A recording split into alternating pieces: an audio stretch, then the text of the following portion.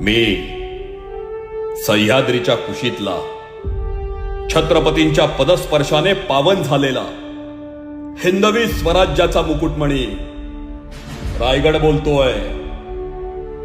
माझं सद्भाग्य महाराजांनी त्यांचा अखेरचा श्वास माझ्या खांद्यावर घेतला.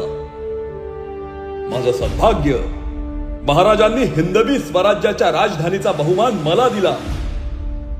माझं सद्भाग्य की मला शिवराज्याभिषेक सोहळा पाहता आला. मी फिरंग्यांची लबाडी पाहिली. अनेक यवनी आक्रमणे, आघात सोसले, पचवले. कारण वाघाचं काळीज असलेला माझा कणखर राजा परकीय शक्ती विरोधात सतत झुंजत होता, ज्याच्या खुणा आजही माझ्या अंगाखांद्यावर पाहायला मिळतात.